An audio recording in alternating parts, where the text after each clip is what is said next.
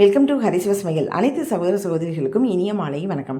இன்றைக்கி சுலபமான முறையில் பிசுபிசுப்பு இல்லாத வெண்டைக்காய் தோட்டல் எப்படி செய்யலாம் அப்படிங்கிறத பற்றி தான் இந்த வீடியோவில் பார்க்க போகிறோம். அதுக்காக ஒரு 1/2 கிலோ வெண்டைக்காய் நல்லா கழுவிட்டு ஈரம் இல்லாமல் பொடிசாக மெல்லிசாக கட் பண்ணி இந்த மாதிரி 3 பிளேட்டில் போட்டிருக்கேன்.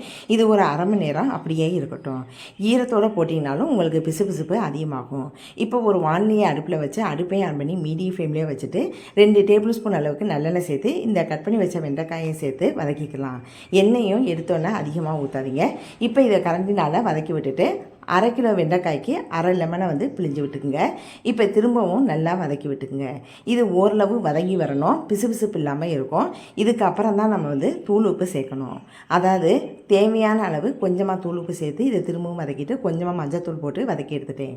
இப்போ ஒரு வானிலை அடுப்பில் வச்சு 2 டேபிள் ஸ்பூன் அளவுக்கு நல்லெண்ணெய், 1 டீஸ்பூன் அளவுக்கு உடைச்ச உளுந்து, 1/2 டீஸ்பூன் அளவுக்கு கடுகு, இது காஞ்சதும் பொடிசாக கட் பண்ணி வச்ச வெங்காயம். இதை வதக்கிறதுக்கு முன்னாடி கொஞ்சமாக கருவேப்பிலையும் சேர்த்துக்குங்க. இப்போ இதை லேசாக வதக்கி விட்டுட்டு இதுக்கு தகுந்த மாதிரி கொஞ்சமாக தூள் உப்பு, அதாவது இந்த வெங்காயம் வதங்குறதுக்காக. இப்போ உரப்புக்கு தகுந்த மாதிரி 4 வரமிளகாயும் போட்டுக்கலாம். திரும்பவும் வதக்கி விட்டுட்டு வெங்காயம் இந்தளவு வதங்கின பிறகு நம்ம வதக்கி வச்ச வெண்டைக்காயில் இதை சேர்த்துடலாம். இப்போ திரும்பவும் நல்லா இந்த மாதிரி வதக்கி விட்டுக்குங்க. லாஸ்ட்டு கொஞ்சமாக தேங்காய் துருவல் சேர்த்துக்கலாம்.